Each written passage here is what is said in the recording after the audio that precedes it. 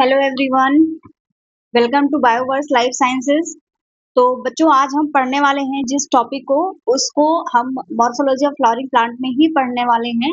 और यहाँ पर हम आज फ्लावर के पार्ट्स के बारे में पढ़ेंगे। हमारी प्रीवियस क्लासेस में हमने बहुत सारी चीजें ऑलरेडी डिस्कस की हुई हैं। आज हम पढ़ेंगे कि जो फ्लावर्स होते हैं, फ्लावर्स में कौन कौन से हमें पार्ट्स देखने को मिलते हैं। तो चलिए स्टार्ट करती हूँ मैं क्लास को, और बिफोर दैट बच्चों चैनल को जरूर सब्सक्राइब करना। चलिए स्टार्ट करते हैं। ऑलराइट, सो हमारा टॉपिक है पार्ट्स ऑफ अ फ्लावर। और अगर आपको याद हो बच्चों, हमने लास्ट क्लास में पार्ट्स ऑफ फ्लावर को स्टार्ट किया था और इसके कुछ पार्ट्स के बारे में हमने जाना भी था। ये हमारी 5th क्लास है जिसमें कि हम फ्लावर्स के पार्ट्स को जानने वाले हैं। सो पार्ट्स ऑफ फ्लावर में बच्चों मेन चीजें कौन कौन सी होती हैं, मेन पार्ट्स कौन कौन से होते हैं, उम्मीद है वो आपको पता होगा। एक होता है कैलिक्स, दूसरा होता है कोरोला। जो कैलिक्स होते हैं इन्हीं को हम क्या बोलते हैं बच्चों, इन्हीं को सेपल्स बोला जाता है। जबकि जो कोरोला होता है इसी को पेटल्स बोला जाता है। और इसके अलावा जो रिप्रोडक्टिव ऑर्गन होते हैं उनको बोला जाता है androecium and gynoecium. Androecium and gynoecium, ये 4 पार्ट्स होते हैं। तो हमने लास्ट क्लास में कैलिक्स और कोरोला के बारे में जान लिया था। कैलिक्स सबसे आउटर वाले वॉर्न होते हैं जिनको कि हम, जिनका कंबाइंड फॉर्म होता है, जो एक सिंगल यूनिट होती है, उनको हम सेपल्स भी बोलते हैं। ये प्रोटेक्शन का काम करते हैं। और जो कोरोला होता है उसको पेटल्स बोलते हैं। ये इंसेक्ट को अट्रैक्ट करने के लिए बेसिकली होता है। अब बच्चों, जो कैलिक्स और कोरोला है, एंड्रोशियम गाइनोशियम को भी हम जानेंगे। उसको पढ़ने से पहले हम ये जान लेते हैं कि ये जो कैलिक्स एंड कोरोला है वो अटैच कैसे होते हैं। तो इनका जो अटैचमेंट होता है, मतलब मोड ऑफ अरेंजमेंट है जो सेपल्स एंड पेटल्स का, इसको बोला जाता है एस्टिवेशन। तो चलिए जानते हैं पहले एस्टिवेशन के बारे में, उसके बाद में हम एंड्रोशियम एंड गाइनोशियम को पढ़ेंगे। एस्टिवेशन क्या है? एस्टिवेशन अगर मैं आपको ये बताऊं बच्चों, तो बेसिकली जो सेपल्स और पेटल्स हैं ये किस तरीके से अरेंज हैं उसको ही बोला जाता है एस्टिवेशन। तो एस्टिवेशन क्या है? Mode of arrangement. और किस चीज का अरेंजमेंट है यहाँ पर? सेपल्स या पेटल्स का। सेपल्स या पेटल्स का यहाँ पे जो अरेंजमेंट होता है उसी को बोला जाता है एस्टिवेशन। ओके, तो बेसिकली एस्टिवेशन जो होता है ये कई प्रकार का होता है। इसमें से सबसे पहला एस्टिवेशन का जो प्रकार है, फर्स्ट एस्टिवेशन का जो टाइप है वो होता है वेलवेट। वेलवेट एस्टिवेशन में क्या होता है, बेसिकली अरेंजमेंट जो सेपल्स या पेटल्स हैं, तो इसमें जो इनकी मार्जिन्स होती हैं वो एक दूसरे को टच कर रही होती हैं। एक दूसरे को टच करते हुए इनका हमें देखने को मिलता है। जैसे अगर मैं बताऊं, जो एस्टिवेशन होगा वहां पर जो सेपल्स और पेटल्स होंगी वो एक दूसरे को ऐसे आपको टच करते हुए दिखेंगी। कुछ इस तरीके से यहाँ पे इनका अरेंजमेंट होता है। इसको बोला जाता है velvet, velvet type of aestivation. तो यहाँ पे जो मार्जिन्स हैं, मार्जिन, चाहे वो सेपल हो चाहे वो पेटल हो, margin of sepal and petal, ये एक दूसरे को टच कर रहे होते हैं, टच ईच अदर। इस प्रकार के एस्टिवेशन को बोला जाता है वेलवेट एस्टिवेशन। और यहाँ पर कोई भी ओवरलैपिंग देखने को नहीं मिलती है। ये खास बात होती है कि कोई भी ओवरलैप नहीं करेगा, एक दूसरे को टच कर रही होंगी लेकिन सेपल्स पेटल्स में कोई भी ओवरलैपिंग देखने को नहीं मिलती है। अगर इसके एग्जाम्पल की बात करें, इस प्रकार का हमें कहाँ पे देखने को मिलता है, तो इस प्रकार का एस्टिवेशन देखने को मिलता है कैलोट्रोपिस में। कैलोट्रोपिस में वेलवेट एस्टिवेशन प्रेजेंट होता है। दूसरे प्रकार का जो अरेंजमेंट होता है उसको हम बोलते हैं twisted, twisted type of aestivation. अब ये क्या होगा ट्विस्टेड टाइप ऑफ एस्टिवेशन में? अगर मैं इसकी बात करूं बच्चों, तो यहाँ पे जो अरेंजमेंट होगा, जैसे जो सेपल्स या पेटल्स है वो कुछ इस तरीके से अरेंज होंगे कि थोड़ी बहुत आपको ओवरलैपिंग ऐसी देखने को मिलेगी। कुछ इस तरीके से एक दूसरे को ओवरलैप करते हुए यहाँ पे सेपल्स एंड पेटल्स का अरेंजमेंट होगा। तो इस प्रकार का अगर आपको अरेंजमेंट देखने को मिलता है उसको हम क्या बोलते हैं? उसको बोलते हैं ट्विस्टेड एस्टिवेशन। तो यहाँ पे जो मार्जिन होती है, मार्जिन ऑफ वन सेपल और पेटल, वन सेपल या पेटल जो होगी, दिस विल ओवरलैप, ये ओवरलैप करेगी किसको, मार्जिन ऑफ, जो पड़ोस की सेपल या पेटल होगी उसको, मार्जिन ऑफ एडजेसेंट पेटल और सेपल, जो इसके पास में सेपल या पेटल प्रेजेंट होगी ये उसको ओवरलैप कर रही होगी। इस प्रकार के एस्टिवेशन को बच्चों बोला जाता है ट्विस्टेड। अगर इसके एग्जाम्पल की बात करें ये कहाँ पे मिलेगा, तो यहाँ एग्जाम्पल्स होते हैं चाइना रोज, और चाइना रोज के साथ साथ बच्चों जो लेडीज फिंगर है, भिंडी जो होती है, वहां पर भी हमें ट्विस्टेड एस्टिवेशन देखने को मिलता है लेडी फिंगर में। और इसके साथ ही साथ में कॉटन एक इसका बहुत इंपॉर्टेंट एग्जाम्पल है, कॉटन में भी हमें ट्विस्टेड टाइप का एस्टिवेशन देखने को मिलता है। नेक्स्ट अगर मैं बात करूं एस्टिवेशन की ही बच्चों, तो नेक्स्ट टाइप ऑफ एस्टिवेशन जो है, थर्ड टाइप अगर मैं बात करती हूँ, थर्ड टाइप ऑफ एस्टिवेशन तो ये है इम्ब्रिकेट, इम्ब्रिकेट एस्टिवेशन। तो चलिए जानते हैं क्या होता है इम्ब्रिकेट एस्टिवेशन में। एक्चुअली यहाँ पर जो अरेंजमेंट हो रहा होता है, यहाँ पे आपको बहुत ज्यादा ओवरलैपिंग जैसा देखने को मिलता है। यहाँ पे बेसिकली होता क्या है इम्ब्रिकेट एस्टिवेशन में, जो सिपल और पेटल की मार्जिन होती है वो एक एक दूसरे को ओवरलैप तो कर रही होंगी, यहाँ पे बहुत हैवीली ओवरलैपिंग देखने को मिलती है, लेकिन कोई पर्टिकुलर सीक्वेंस नहीं है, कोई किसी को भी ओवरलैप कर सकता है, कहीं से भी कर सकता है, इस तरीके का ही होता है। तो जो ओवरलैपिंग है वो तो यहाँ पर भी हो रही है, ओवरलैपिंग हमें यहाँ पर देखने को भी मिल रही है, लेकिन कोई भी पर्टिकुलर सीक्वेंस नहीं है, नो पर्टिकुलर सीक्वेंस, कोई किसी को भी यहाँ पर ओवरलैप कर सकता है। जबकि जो इससे पहले वाला था वहां पे क्या हो रहा था, वहां पर जो भी ओवरलैपिंग हो रही थी वो एक प्रॉपर सीक्वेंस में हो रही थी, हर एक पेटल या सेपल अपने पड़ोसी को ओवरलैप करती हुई चल रही थी, कोई भी पर्टिकुलर डायरेक्शन नहीं है, कोई पर्टिकुलर सीक्वेंस नहीं है।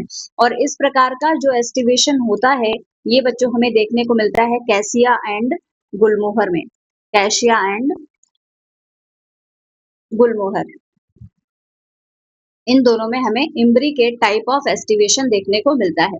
तो आप बोल सकते हो कि ट्विस्टेड और इम्ब्रिकेट लगभग सेम हो सकते हैं, लेकिन हाँ एग्जैक्टली सेम नहीं है, क्योंकि यहाँ पे एस्टिवेशन में क्या है, कोई भी सीक्वेंस नहीं है। इसके बाद में फोर्थ टाइप का एस्टिवेशन जो होता है बच्चों, वो होता है vexillary aestivation, vexillary aestivation. Vexillary aestivation में क्या होगा, यहाँ पर ये थोड़ा अलग टाइप का होता है, यहाँ पर आपको डायग्राम ही थोड़ा अलग सा मिलेगा, आप इजिली उसको आइडेंटिफाई कर पाओगे। इसमें होता क्या है, एक सबसे बड़ी पीटल होती है, लार्जेस्ट पीटल होता है जिसको हम स्टैंडर्ड बोलते हैं, वो दो छोटी छोटी पीटल्स को ओवरलैप कर रहा होगा।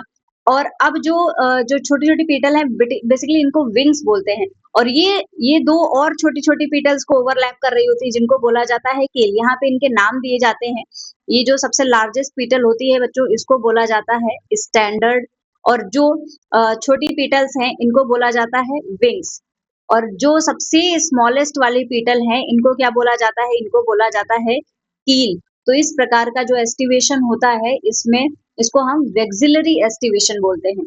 इसमें जो लार्जेस्ट है, लार्जेस्ट पीटल ओवरलैप कर रही है स्मॉलर, और स्मॉलर पीटल किसको कर रही है, स्मॉलेस्ट, स्मॉलेस्ट को। लार्जेस्ट वाली एक ही है, स्टैंडर्ड एक ही है, स्मॉलर वाली दो हैं, और स्मॉलेस्ट वाली भी यहाँ पर दो हैं जिनको हम कील बोलते हैं।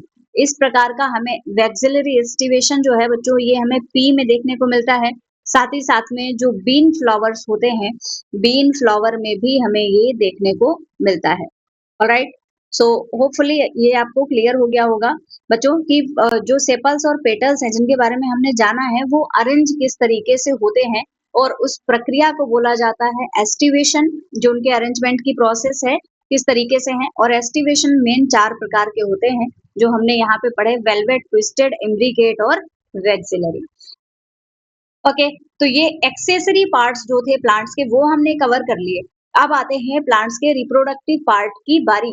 तो देखो बच्चों चलिए स्टार्ट करते हैं एंड्रोशियम से।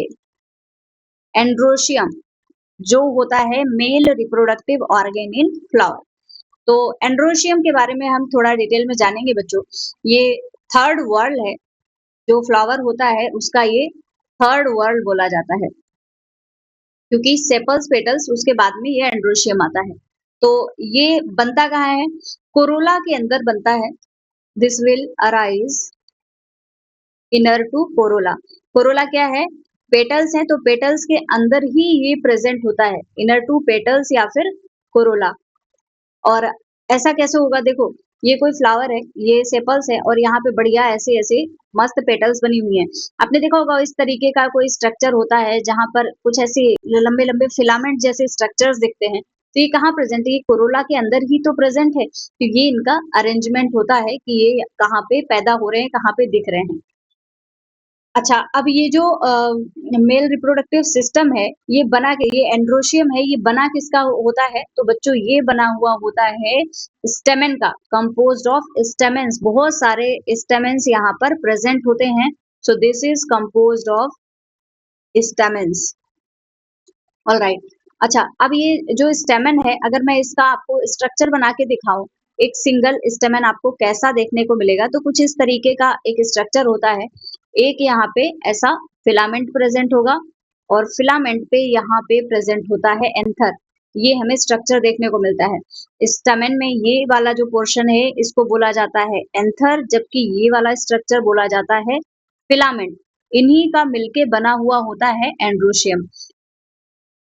अब एंथर के बारे में थोड़ा डिटेल बच्चों जाने, तो एंथर कैसा है? एंथर में 2 लोब दिख रहे होते हैं। आपने अभी यहाँ पे देखा, ये मैंने बीच में लाइन बनाई हुई है, तो ये बाइलोब्ड होता है, इसमें 2 लोब प्रेजेंट होते हैं और हर एक लोब में 2 माइक्रोस्पोरेंजिया प्रेजेंट होती हैं, जिनको कि हम पॉलन सैक भी बोलते हैं। यहाँ पे मैं आपको स्ट्रक्चर दिखाती हूँ किस तरीके का होगा। देखिए, अगर हम एंथर को यहाँ पे कट करें, तो पहली बात तो कुछ इस तरीके का आपको स्ट्रक्चर देखने को मिलेगा। थोड़ा सा क्लियर लोब बनाते हैं। इस तरीके का आपको स्ट्रक्चर देखने को मिलेगा। ये बाइलोब्ड स्ट्रक्चर है। जब इसको आप यहाँ से कट करोगे बच्चों, तो कुछ इस तरीके की आपको संरचना देखने को मिलेगी। कुछ इस तरीके से दिखेगा।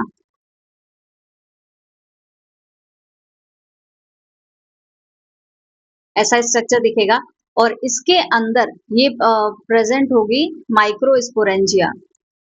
और ये माइक्रोस्पोरेंजिया को ही बोला जाता है पॉलन सैक, जिसके अंदर प्रेजेंट होगा कौन? Pollen grain. इसी के अंदर प्रेजेंट होता है पॉलन ग्रेन। यहाँ पे ये बहुत सारे पॉलन ग्रेन्स प्रेजेंट रहेंगे।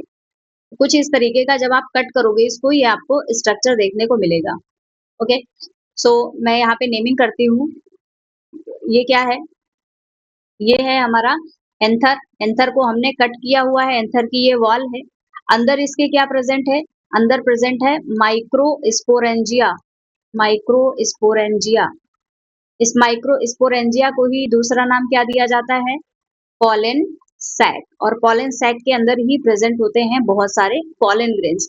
तो एंथर ऐसा हमें देखने को मिलता है। अच्छा, जो पॉलन ग्रेन्स हैं, ये पॉलन सैक के अंदर ही बन रहे हैं। कोई अगर ऐसा पॉलन सैक होता है, अगर कोई स्टेमन ऐसा होता है जहां पे ये फंक्शनल नहीं होता, मतलब अगर स्टेराइल होगा, ये क्या है? ये है स्टामेन। ये जो स्ट्रक्चर है, ये क्या है? स्टामेन। इसको स्टामेन बोलते हैं। और अगर ये स्ट्रक्चर जो है बच्चों, ये अगर स्टेराइल है, अगर ये स्टेमेन है, अगर स्टेराइल, तो उस केस में इसको बोला जाता है स्टेमी नोड। अगर ये स्टेराइल है, तो इसको बोला जाता है स्टेमी नोड। ओके।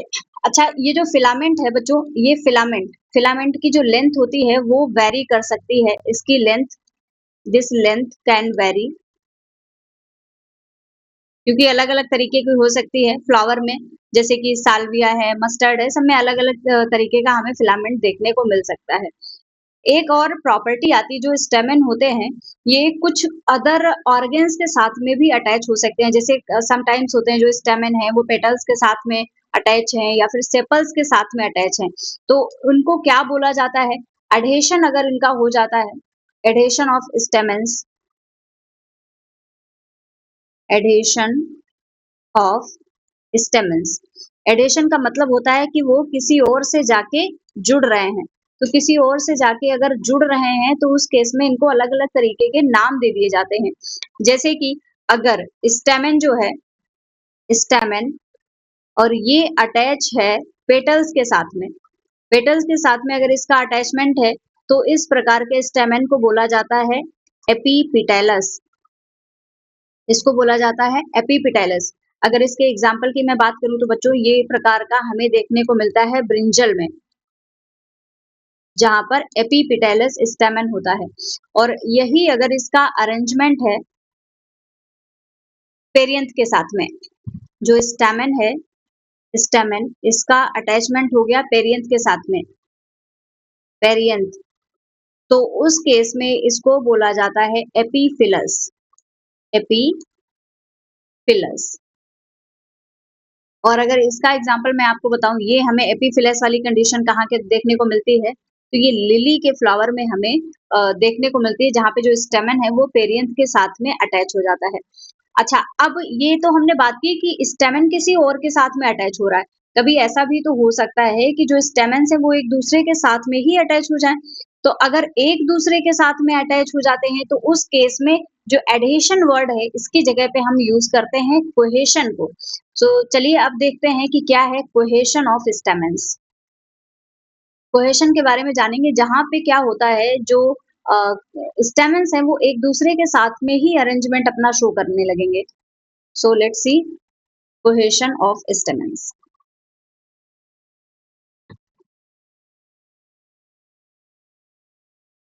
कोहेशन, तो कोहेशन के बारे में बच्चों हम अगर जाने तो स्टेमन्स जो है, स्टेमन्स ये फ्री भी हो सकते हैं, फ्री फॉर्म में प्रेजेंट हो सकते हैं, या फिर ये यूनाइटेड फॉर्म में भी प्रेजेंट हो सकते हैं कि किसी के साथ में जुड़े हैं। तो अगर स्टेमन्स जो है, अगर ये फ्री है, स्टेमन्स अगर ये फ्री प्रेजेंट है, फ्री है, तो उस केस में इसको क्या बोला जाता है बच्चों, इसको बोला जाता है पॉलीएंड्रस। इसको बोला जाता है पॉलीएंड्रस। और अगर यही स्टेमन्स जो हैं ये अगर यूनाइटेड है, कोई एक सिंगल बंडल के साथ, एक बंडल के फॉर्म में प्रेजेंट है, मतलब एक साथ बहुत सारे स्टेमन्स आ गए हैं तो वो एक बंडल बना लेंगे, तो उस केस में इसको बोला जाता है मोनोएडल्फस। मोनोएडल्फस। तो दो प्रकार से स्टेमन्स प्रेजेंट हो सकते हैं। अगर एग्जाम्पल की बात करूं बच्चों में, स्टेमन्स जो यूनाइटेड हैं ये कहाँ पे देखने को मिलते हैं, तो ये हमें चाइना रोज में देखने को मिलते हैं। China rose. अच्छा, यहाँ पर जो यूनाइटेड है ये है बच्चों एक सिंगल बंडल के फॉर्म में यूनाइटेड है। अगर ये जो यूनिटी है मोनोएडल्फस का मतलब है एक सिंगल बंडल इन्होंने बनाया हुआ है, एक ही साथ में सारे के सारे स्टेमेंस यहाँ पर अटैच हो गए हैं। लेकिन यही स्टेमेंस अगर दो बंडल के फॉर्म में हो, जो स्टेमेंस हैं ये अगर यूनाइटेड हैं और इन्होंने दो बंडल बना लिए, टू बंडल्स, तो उस केस में इसको क्या बोला जाएगा, उस केस में बच्चों इसको डाई एडल्फस बोला जाता है। जैसे मोनो एडल्फस वैसे ही डाई एडल्फस। और जो डाई एडल्फस वाली कंडीशन होती है इसका मैं एग्जांपल बताती हूँ बच्चों, ये हमें देखने को मिलता है पी में। और अगर यही स्टेमन्स बहुत सारे बंडल्स में आ जाए, मोर देन टू बंडल्स यहाँ पर प्रेजेंट है, जो स्टेमन है ये बहुत सारे बंडल्स बना रहे हैं, मेनी बंडल्स या मोर देन टू बंडल्स आप इसको बोल सकते हो, तो उस केस में इनको क्या बोला जाता है, उस केस में बच्चों इनको बोला जाता है पॉलीएडल्फस। पॉलीएडल्फस। और जो पॉलीएडल्फस वाली कंडीशन होती है ये हमें देखने को मिलती है सिट्रस में। पॉलीएडल्फस होता है सिट्रस। तो ये है कोहेशन, मतलब एक साथ में भी अटैच हो सकते हैं या किसी और के साथ में भी जुड़े हुए हो सकते हैं। चलिए इतनी बातें हमने जानी। अब हम जानेंगे अगला जो फोर्थ पार्ट है फ्लावर का, जिसका नाम है गाइनोशियम। गाइनोशियम बच्चों होता है female reproductive part of flower. तो गाइनोशियम फोर्थ वर्ड है, gynoecium is the fourth word of flower, fourth और लास्ट वर्ड ही है बेसिकली ये। अच्छा, गाइनोशियम जो है फीमेल रिप्रोडक्टिव पार्ट है और ये बना किसका होता है, दिस इज कंपोज्ड ऑफ, जो इसकी स्मॉलेस्ट यूनिट्स होती हैं बच्चों उनको बोला जाता है कार्पेल्स। इनको क्या बोला जाता है, कार्पेल्स। अच्छा, अब ये जो कार्पेल्स हैं, कार्पेल्स भी या तो फ्री हो सकती हैं या तो यूनाइटेड फॉर्म में हो सकती हैं। दो प्रकार से ये भी देखने को मिल सकती हैं, या तो ये होंगी फ्री और या तो ये एक साथ में जुड़ गई होंगी, यूनाइटेड फॉर्म में देखने को मिलेंगी। उसी के आधार पे इनको अलग-अलग नाम दे दिए जाते हैं। वो अलग-अलग नाम कौन से हैं? जैसे कि अगर ये फ्री हैं, जब कार्पेल्स अलग-अलग हैं, जैसे कि लोटस है, अलग-अलग पत्ती देखने को मिल रही है। जो गुलाब का पौधा है, देखो फूल देखो उसका सारी पत्तियाँ अलग-अलग होती हैं ना, तो उस केस को बोलते हैं कार्पेल्स फ्री हैं, तो उनको बोला जाता है एपोकार्पस। इस केस को बोला जाता है एपोकार्पस। एग्जाम्पल्स कहाँ हैं? एग्जाम्पल्स हैं लोटस एंड रोज, जहाँ पे जो पत्तियां हैं वो एकदम फ्री फॉर्म में प्रेजेंट होती हैं, लेकिन ये यूनाइटेड भी हो सकती हैं, कार्पस फ्यूज्ड होती हैं, तो उनको बोला जाता है सिनकार्पस। सिनकार्पस।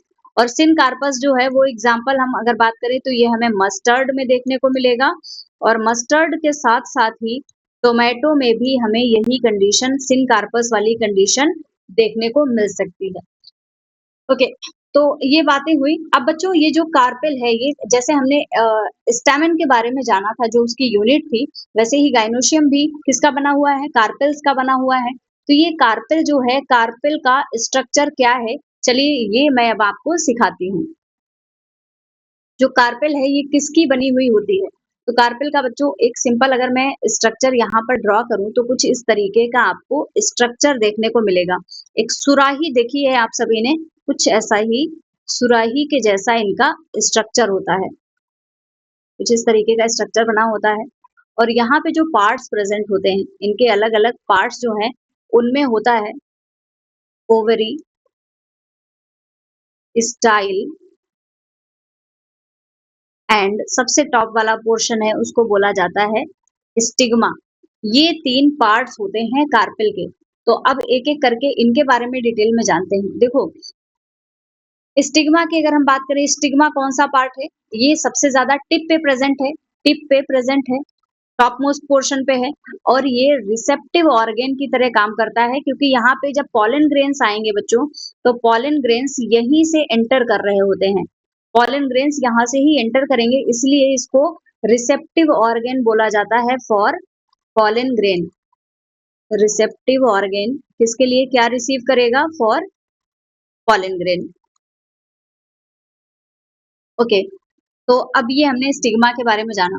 चलिए थोड़ी-सी इन्फॉर्मेशन हम देखते हैं स्टाइल के बारे में। ये स्टाइल क्या है? स्टाइल एक ट्यूब जैसी संरचना है। ट्यूब जैसी संरचना है जिसका काम होता है कि स्टिग्मा को ओवरी से कनेक्ट करे। दिस कनेक्ट किसको कनेक्ट कर रही है? Stigma to ovary. Stigma to ovary. ये एक पाथ बना देती है जहां से बेसिकली पॉलन ग्रेन्स जो हैं वो ट्रैवल करेंगे। और अगर इसकी लोकेशन की बात करें बच्चों, तो ये जो है ये ओवरी के ऊपर प्रेजेंट होता है, एबव ओवरी। ऑलराइट, अब चलिए जानते हैं ओवरी के बारे में। ये सबसे बेसल पार्ट है, सबसे नीचे प्रेजेंट होता है, और एक फूला हुआ स्वॉलन पार्ट है कार्पेल का। अच्छा, लोअर मोस्ट पोर्शन है ही है कार्पेल का, जहां पर बच्चों प्रेजेंट होते हैं ovules. This ovary will beer ovules. यहाँ पर ओव्यूल्स या फिर आप एग बोल सकते हो, वो प्रेजेंट होते हैं। अच्छा, ये जो ओव्यूल हैं जब ये मैच्योर होते हैं, यही आगे चल के बनाते हैं सीड। ओव्यूल से ही सीड का फॉर्मेशन होता है। जो ओव्यूल्स हैं, ओव्यूल्स बच्चों अटैच होते हैं। ओव्यूल्स ओव्यूल्स को अटैच करने के लिए ओवरी में ही एक पोर्शन प्रेजेंट होता है, उसको हम बोलते हैं प्लेसेंटा। तो ये जो प्लेसेंटा है, प्लेसेंटा ओव्यूल को ओवरी से अटैच करने का काम करते हैं। ओवरी में चैम्बर्स प्रेजेंट हो सकते हैं जिनको लोक्यूलाई भी बोला जाता है, और ओवरी अगर ऐसी है कि एक ही चैम्बर प्रेजेंट है तो ओवरी को बोला जाता है यूनिलोकुलर, अगर 2 प्रेजेंट है तो बाइलोकुलर, 3 प्रेजेंट है तो ट्राइओकुलर। तो इस प्रकार से जो ओवरी है उसके पार्ट्स के आधार पर भी, उसके चैम्बर्स के आधार पर भी इसको डिवाइड किया जाता है। तो ये जो चैम्बर्स हैं वो कितने हो सकते हैं? चैम्बर्स यहाँ पे एक अगर चैम्बर है तो ओवरी कैसी है? यूनिलोकुलर। यूनिलोकुलर है। अगर चैम्बर्स यहाँ पर 2 प्रेजेंट हैं तो कैसी है? बाइलोक्युलर। और अगर ओवरी में 3 चैम्बर्स प्रेजेंट हैं तो इसको बोलते हैं ट्राइलोक्युलर। तो ये ओवरी के पार्ट्स होते हैं। तो ओव्यूल्स हैं, ओव्यूल इन्हीं चैम्बर्स के अंदर ही बनते हैं, और जो वॉल है ओवरी की वॉल, ओवरी की यहाँ पे जो वॉल होती है, ये जो वॉल होगी यही आगे चल के बनाती है फ्रूट को। ओवरी की जो वॉल होती है, वॉल, इसको बोला जाता है पेरिकार्प। पेरिकार्प, और यही वॉल आगे चल के फ्रूट की वॉल को बनाने का काम करती है। This will make fruit wall. So this is all about the parts of flower. उम्मीद करती हूँ आपको अच्छे से क्लियर हुआ होगा कौन कौन से पार्ट्स प्रेजेंट हैं फ्लावर में। मिलते हैं आपसे नेक्स्ट क्लास में जहाँ पे हम मॉर्फोलॉजी, बेसिकली हमने मॉर्फोलॉजी ऑलमोस्ट कंप्लीट ही कर लिया है। तो मिलते हैं आपसे नेक्स्ट क्लास में जहाँ पे हम डिस्कस करेंगे कुछ और चीजों के लिए। और बच्चों, चैनल को जरूर सब्सक्राइब करें क्योंकि आपका सपोर्ट बहुत मायने रखता है और साथ ही साथ में आपको सारी चीजें मिल सके उसके लिए ये बहुत जरूरी भी है। तो थैंक यू एवरीवन।